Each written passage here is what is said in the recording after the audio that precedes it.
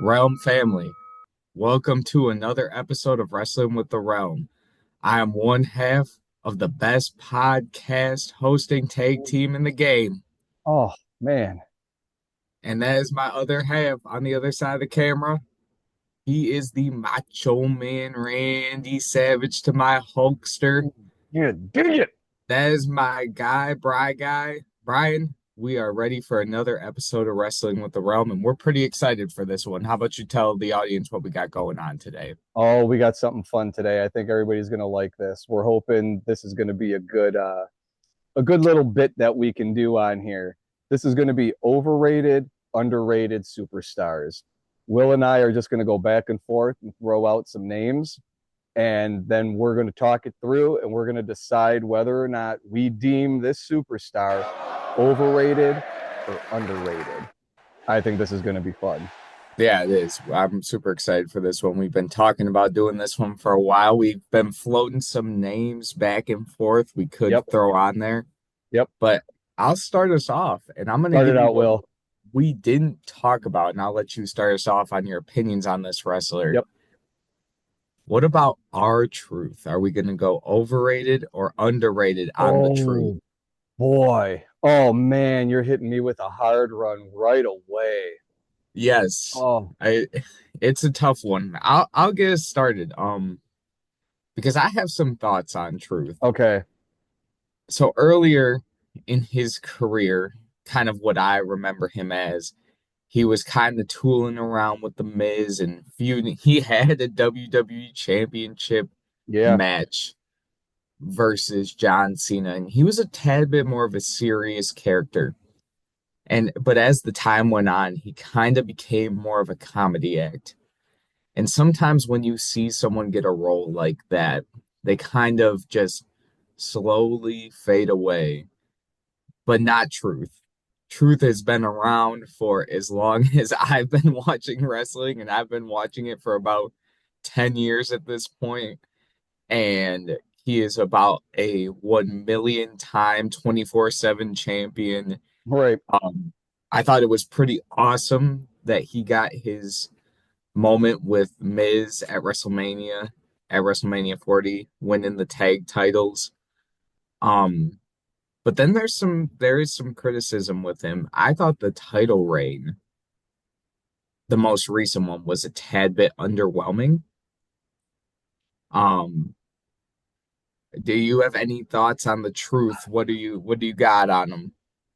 So I love me some R-Truth. I'm a Yeah, sucker for the comedy, and there's good comedy and there's bad comedy. R-Truth is good comedy. yeah. I feel because he does it so believably. Like at Mania. Okay, so that was so I you know what know, you're I gonna told talk about. everybody I got back in last year after a big hiatus from professional wrestling. So I know of R-Truth. I know of his shtick. And I thought it was funny when I would see little things here and there. And I go, that's funny. But when Mania came around, I went, I felt good. Like it was a feel good moment. Like Yeah. it felt good. But boy, does he have comic timing with everything that he does. He's he's really good. The Judgment Day stuff, Oh so man. good. Like everything is just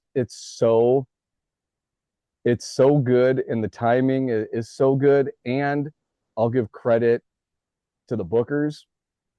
They're using him. They don't overdo it with him. Like they No. never give us too much of a good thing. I mean, everybody loves pecan pie. You guys should love pie. Don't eat cake. Cake is garbage. You eat pie. You know, like pie is where it's at. If you have a birthday party, serve birthday pie. Don't serve birthday cake. I learned that from Adam Carolla a long time ago. This is a public service announcement for all of our listeners. Serve pie. You all know you've had a birthday party before and you pull out the cake. and you have to walk around and you have to ask people to have cake. Hey, do you want cake? And people usually they reluctantly will take it. If you start serving birthday pie, people will start asking questions when they get to the house. Ooh, pie, when are we cutting the pie? Like people will start gathering around. But too much pie be a bad thing. Can't Yep. overdo it with the pie. That's why it's special, is because you just don't eat pie all the time. That's our truth. It's just the right amount that they give us, that every time it happens, you smile and you like it. I don't know if there's anybody out there who dislikes our truth. I really No, I don't know. I think people will look back on our truth, and you nailed it with the Judgment Day stuff. When he did that little vignette where it was him and the Judgment Day like photoshopped heads on a bunch of like children saying like he's been said in the Judgment Day since they were born, and like Yes. just hilarious stuff. Um his some of the stuff with John Cena where he's like, this is my all-time favorite wrestler. This is my idol. I used to watch him growing up, Yes. even though he's been Yep. wrestling longer than John Cena. Yep. Pure comedy. For It's me, so good. I think the verdict is our truth is underrated. Would you agree with that? My verdict, our truth is underrated. So our truth is getting the WWR stamp of underrated. I think we'll look back on him and just view his career as like, man, is Truth's accolades gonna get him into the Hall of Fame? No, they don't count 24/7 champions as um big movers into the Hall of Fame, but the comedy aspect, I think he'd have to make it. He's Greg just the Hammer hilarious. Valentine is in the Hall of Fame. You Like, make a good point. You make a good point. like, you know what I'm saying? Like, Mhm. there is something to be said for our truth, but totally underrated. We are in agreement. Underrated. Our truth. All right, take us away with our next one. All right. I got one. We got a little bit of feedback on this wrestler, so this will be a good one. Kurt Angle, underrated or overrated? What do you think, Will? So when I think of Kurt Angle, there is just, to me, one of the best in-ring talents of all time. And if we were making, I know the comment you're referring to, Mm-hmm. if we were making a list of the greatest in-ring talents ever, Kurt Angle would have to be on there. And 100%. you could go to a bunch of his work in WWE. You could go to Mm-hmm. the matches with Rock and Austin and Lesnar, and those are all-time classics. But like his work in TNA away from the WWE when he left, I mean, we're talking, I know it's not it's not the best nickname he adopted, but when he was Perk Angle, he was like one of the best wrestlers of all time. I Like, don't know Perk Angle. man, then I would just now you're always giving me the homework with the Uh-huh. old school Yep. matches. Perk Angle is maybe the greatest performer in a wrestling ring ever. Like, he was wrestling with a broken neck, and I Oh, know he did that in I know. WWE, but he was just, I mean, slowly killing himself out there, unfortunately. But for the entertainment of the fans, and I mean, to me, Kurt Angle is the greatest, not probably not the greatest, but top three, top four in-ring talents of all time. And then you add some of the stuff he did with the when he was feuding Austin with Yep. the milk truck and Oh, spraying the milk classic. everywhere. And I mean, his mic work is great as well. I think he's one of these guys you look back on, and he was just kind of, he was in the WWE, then he left, then he came back. Mm-hmm. He couldn't leave that full like work of like body of work in one place to make him feel like he's the greatest of all time here, or he's the greatest of Yeah. all time here. You know, he just was in too many different promotions, I feel like. So when I think about Kurt Angle, I'm kind of with you 100%. Where I think about him and I go, I think we might have talked about this on our Saturday night's main event episode where we were talking about wrestler versus worker, and I actually gave Bret Hart a pat on the back and said that he is an example of both, of somebody who is a great wrestler and a great worker. Kurt Angle, I think even surpass. I mean, he tops Bret Hart in both of those Oh, categories. absolutely. Kurt is not. He was a natural from the minute he got to WWE. He took to it immediately, and Hmm. not just the in ring stuff, because in ring work he was amazing. He was on point. He was technically sound.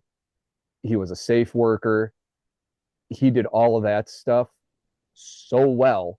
Um, I mean, he was so when Kurt Angle was going back, kind of what we were talking about, like in that golden age of the Attitude Era, where you Hmm. had him in Austin, you have the invasion angle, you have all of that. The Rock used to get a lot of crap from people that he wasn't a technical wrestler and he's just a kicker and a puncher. And to the credit of The Rock, he went in there and he started doing technical wrestling to show that he could do it. And I think him and Kurt worked together at those times. And I think those are really good matches. And you can see what two good workers in the ring can do Hmm. technically. And Kurt could do that so well, but he could also do the mic work and the character stuff. And it didn't matter whether he was being intense Kurt Angle or if he was comedy Kurt Angle. But even when he was comedy Kurt Angle, he was a force. He Yep. wasn't he wasn't haha joke like one of the like his timing for things back when we were doing the think that was circa the invasion angle. And Steve Austin would have his watch, and he was, "Well, you hear that watch?" And he would do that whole gag of this watch that he has. You hear that? And everybody would go along with it. And the one time he goes up to Kurt Angle, he's like, "You hear this watch?" And Kurt's like, "I've never heard that watch, Steve." Like just the way he delivers the line. Uh, Yeah. I don't know what the heck you're talking about this watch. I've never heard it, but his timing is so good. And like with the milk truck, like it's so perfect.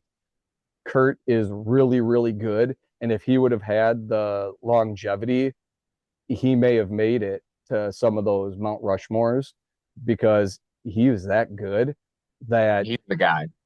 I don't think there's any way you and I are not going to deem him horribly underrated when people think about some of the best ever. He has to be underrated. He's a guy that just gets left off list. Like he only gets credit, I feel like, for his in-ring work. And like you mentioned some of his best feuds, but like his matches with Shawn Michaels are perfect. Like That, some but of that's the another best matches example. ever.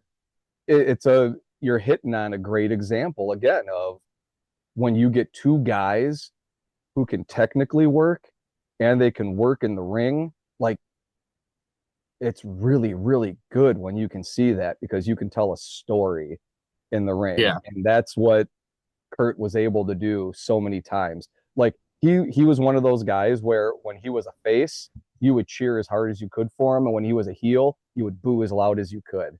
And that is probably maybe one of the best um, compliments that you could probably give somebody, is that you're with them regardless of what side of the aisle they're on. Like Yep. you go with That's those right. guys and you love to see them. And Kurt was that guy. He just unfortunately didn't have the longevity that I think people start to forget about that. And kudos to the person that left that comment about Kurt Angle, because we didn't mention him on our Mount No. Rushmore. And even a Hmm. lot of the conversations we had with other people, nobody ever brought it up. And then as soon No. as we did say, "What about Kurt Angle?" I think we all collectively thought the same thing, that, yeah, he Yeah. is underrated. Yep. I'm guessing you're saying underrated, Will. Oh gosh, yes. Kurt Angle gets the WWR underrated stamp of approval, and he might be one of the most underrated wrestlers ever. Hands down. Yep. All All right, right. boy. Oh boy. Go I'll ahead, tell Will. you. Give another one. Um, this is one we have been talking about. Oh, is this going to be And low hanging fruit? which one? I don't know. I have a feeling I Because know what you're going to say. there's two, but Yeah, there is. let's talk about the one I'm a little bit more critical of myself. Yep. Okay. Talk about Ronda Rousey. Oh, okay. Here we go. Um, to me, Ronda Rousey got pushed to the moon because she was a legendary UFC fighter. Yeah. And she came to the WWE, and Ronda Rousey's not a particularly bad character, bad worker in the ring. She got a little bit of heat because she didn't want to put people over, but like rightfully so. She's Ronda Rousey. She shouldn't she needs to be protected and like she was a beast. Like a real life would destroy 90% of people, but at the same time, there like that reluctance to put people over. The in-ring capability wasn't the greatest. And like I feel like in an era where you had Becky Lynch, Sasha Mhm. Banks, Charlotte, Bailey. I mean, the list goes on. And these are we talk about Bailey now and you might say a little bit overrated. But like back when Bailey was in her prime, she was great.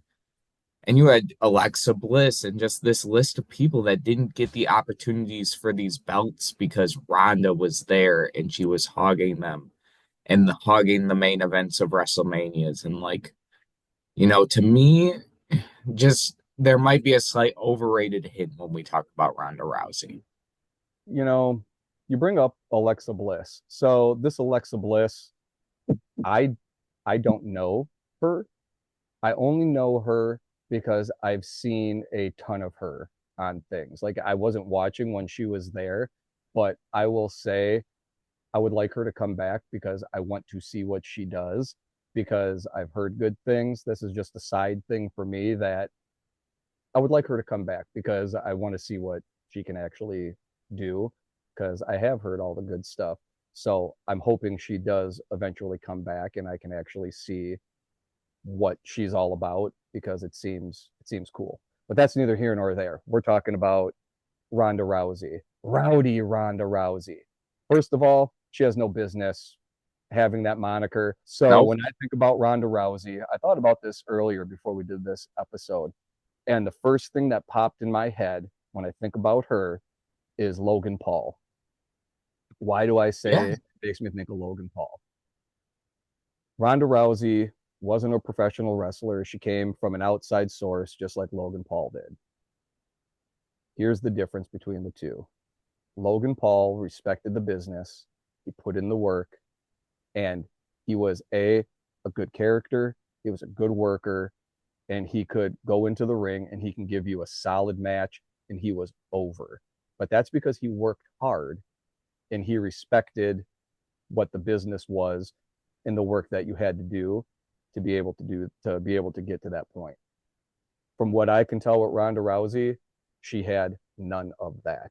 I don't know if she respected the industry. I don't want to say she didn't work hard because I don't know that. And that's not a fair thing to say. Um, but from the looks of it, when you would see her work in the ring, she wasn't that great. And again, when we talk about technical wrestling, a good wrestler and a good worker, she was neither of those things. And she didn't have No. anything else to back it up. It's not like she had some great mic skills that made you think about, oh, wow, this is going to be great to see her go. Anytime I saw Ronda Rousey, she just irritated and not, okay, when we say sometimes I'm laughing at somebody instead of laughing with them, and that means two different things. She irritated me, um, not the same way that Dom irritates all of us, I guess is the best way Yeah. I can say that. Um, I think there was because she was in the ring with some really good talent, and it's hard when you are good talent and you're working with her. She reminds me of Goldberg too. Like there's a lot of Goldberg with Ronda Rousey where Yeah. it's if you would have put in a little bit more, she may have been a lot better, but it just seemed like it wasn't there. And she was getting pushed because of who she was in MMA. But like we had Ken Shamrock back in the day. He came from the world of MMA. Ken Shamrock wanted to be in the biz and he worked hard to do that. And I think sometimes when you can tell somebody doesn't do that, it comes through in the matches and in the character. And Ronda Mhm. Rousey is one of those where I never got it. I just never got what the appeal of Ronda Rousey was. Never got it. Never understood it. Yeah, and because the regime that was managing her, and I'm talking directly about Vince. Anytime Vince sees a big star like that, they're getting pushed to the moon. Mm-hmm. And so maybe like in the eyes of the fans, Ronda Rousey is not overrated. We don't rate her that high in general, I don't think. But because of the accolades she was able to achieve in the business without putting in the work, I mean, for me, the reason I view her in such a negative light is the WrestleMania finish in the triple threat match she had with Becky Lynch and Charlotte Flair. Yep. That's what It I was was thinking to too.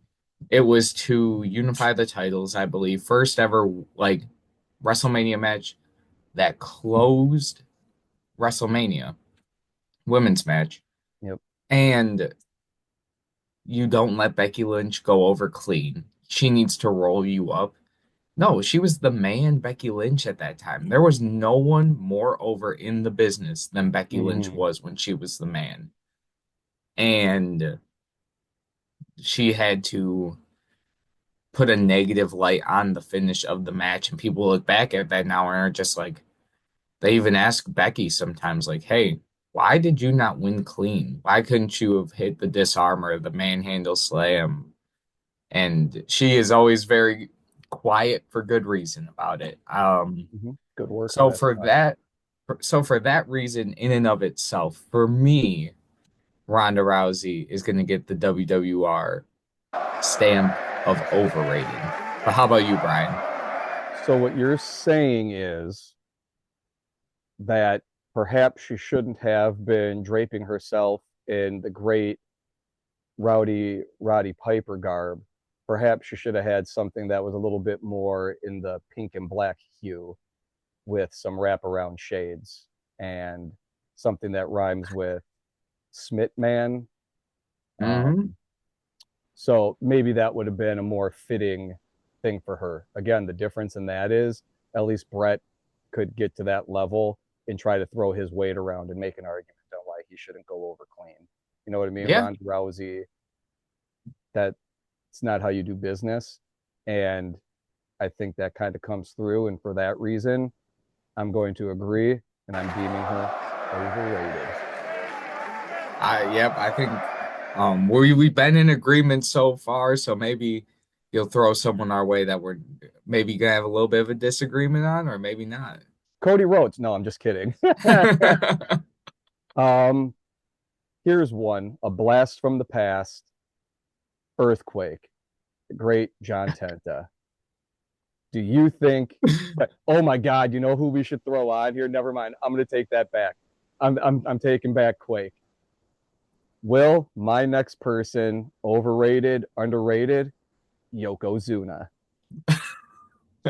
Sam, that's for you, buddy. He is in the corner of the room smiling right now. No. You can hear him in the background. Uh-huh. Um, for those that don't know, my youngest brother's favorite wrestler of all time, for some reason, unbeknownst to any of us, is Yokozuna. Will And has the t-shirt. On a random day, I ask uh, him, Sam, who's your favorite? He says Yokozuna, pulls up his hoodie to show his Yokozuna t-shirt that he was wearing at the time. He is not joking. He no, loves him some Yoko. he is as honest as it gets. Growing up, we were huge wrestling fans, and it is we used to have the WWE network, and on a random day, weekend, Saturday, we would just throw on old matches, and eventually we got to the WrestleMania, um, where WrestleMania 9. yep, and Yoko was the man. He was the champ, and Sam was just enamored with him. And it still goes. I mean, Sam loves a big man wrestler, so even to this day, his one of his favorites is Big Bronson Reed. He just loves the big wrestler. For me, Bastion Booger. How's he feel about Bastion Booger? Sam, how you feel about Bastion Booger? No comment. No comment. He Okay. probably doesn't All even right. know who that is. Okay. He's happy said he doesn't know who that is. The young man Um, loves him some Yoko, but has no feelings on Bastion Booger. How dare you, Sam? um, Yoko during certain points of his career was good. Um, he was a dominant force, but towards the end of his career, when he even had the belt, he could not wrestle. No, He he was grew too up. Yeah. big. Yeah. Um, in that WrestleMania 9 match, it was not great. It didn't go super long, but Yoko had some athletic ability at one point in his career. I feel like when people look back on the legacy of Yokozuna, it's not super negative. I mean, he just got too big for his own good. Yeah. I mean, it's so when I think about Yokozuna, all kidding aside with Sam, I just think that that's so funny that he didn't miss a beat. And out of all of the wrestlers he possibly could have said, he threw down Yoko. Yep. I love that. But I honestly, I haven't really put a lot of thought into it, but I might think he's underrated. When I go back and Yeah. I think about the time of the new generation and we're pre attitude era, and it was a real downtime for the business. And, you know, things were changing and you needed that top heel. And I, Yokozuna really, he filled that spot and Yeah. he did it well. I think they got a lot of mileage out of Yokozuna. Again, it's why we love wrestling, that they go back to the oldest tropes ever. You know, he's a Samoan guy, but we're gonna make a Japanese sumo wrestler. And it's like so great because Fuji is so good. Like Mr. Fuji is one of the all-time great. We're gonna do a Mount Rushmore of managers, and I think I don't want to tip my hand, but Fuji's going to get some talk, man, because he was Dude. Mr. Fuji was a great manager, and when you put him with Yokozuna, it almost was like a roller skate and a key. It was like it was they worked so well, you know. Classic heel. Yoko would get in bad spots. Fuji takes the salt, he throws it in the eyes of the face. He gets the dirty wins, and he's just a big beast of a wrestler who also everybody said was just safest guy in the Yep. ring. Guy would feel like a feather. I think he fit a role that they needed at the time, and for that reason, I'm going to say it. Yoko is underrated. I agree. He's getting the stamp. He is underrated just Oh, because yes. he is such a legend in my house. I mean, we love Yokozuna. Um, just because Sam was like when Sam found this love for Yokozuna, he was probably like 5 years old.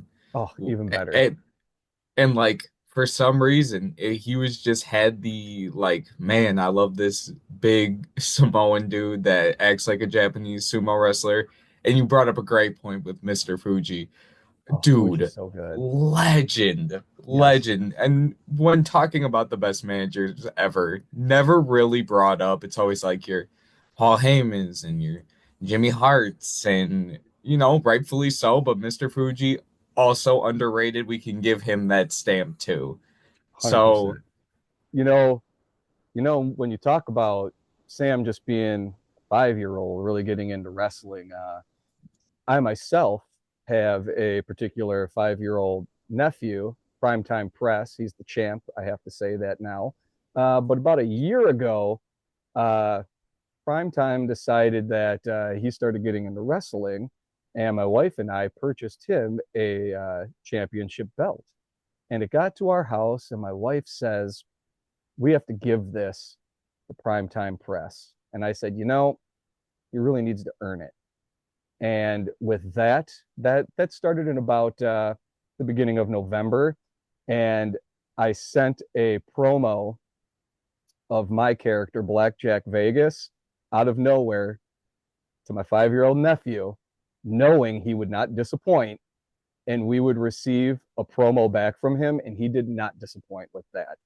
I was Oh, able, my great, we had a big family get together in the Wisconsin Dells, which is a place here in Wisconsin, where we had a couple of condos at the Wilderness Resort. And we dubbed it Christmas Carnage at the condo. And my goal was to get this match between the two of us for this belt and really make him earn it over the course of 2 months, which my niece said, "That's a great idea." Um, Except for the part where, he's 5 and his attention span is very short, until we started getting, a month and a half in. And all of a sudden, this looked like a reality that we were going to be able to stretch it out for this big Christmas gathering. And we did. And it was electric. Maybe one of the greatest stories ever told in the history of wrestling. But you guys are going to get a chance to see how this whole thing unfolded. If you go to our TikTok, Will's going to start putting these videos out from the beginning of the first promo all the way through to the main event match. Will, give them the TikTok so everybody knows how to get there. same handle as our YouTube, WWR, TikTok. You guys want to see some great long-term storytelling. I know recently Triple H has gotten a lot of love for his long-term storytelling. I think this feud is better than Roman and Cody. You want to see a masterpiece on the mic. My co-host might deliver some of the best promos on Primetime Press. And you want to know what? Primetime Press backs it up in the ring too. So we have a whole Yes, he lot of does. content to share with you. And Yes. I know Brian might still be feeling a few of those moves to this day. So I didn't see. Here's what I didn't know. I didn't know the kid was a high flyer. I thought I was going to be able to outpower him and just use my pure power against this kid. I didn't know this kid's like, he's like a little Rey Mysterio. The kid's got a lot of power packed into a small package, and yeah, he's a high flyer. I wasn't ready for that. yeah, Devastated. Still reeling a year later at the yeah. loss. I got to get that win back at some point. Yep, and stay tuned for stuff on the WWR TikTok. I just gotta say, shout out to Primetime Press, one of the coolest wrestlers I've ever met before in my life. That kid has got a future in this business for Oh, sure. you had So I forgot you had the pleasure I of did meeting meet him. Primetime Press. Oh, He's just a cool kid. man. And you want to know what? For our audience, it doesn't stop for him. I meet him in real life. He's got the strap on him. He's got the belt. So You know, he's ready. He's got it everywhere he goes. So it's just great stuff.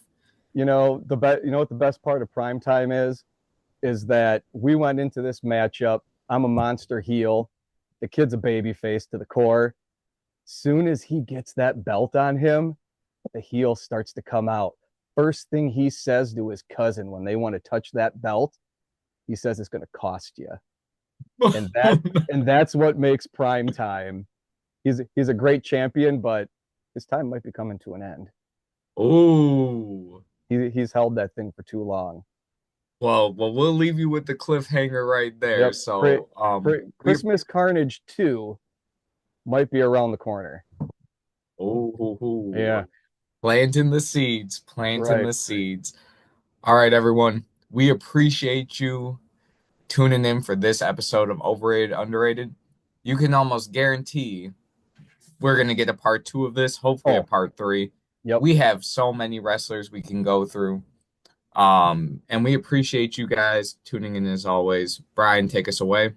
Yeah, if you guys got anybody who you want us to do overrated, underrated, put it down in the comments and let us know. Don't tell us what you think.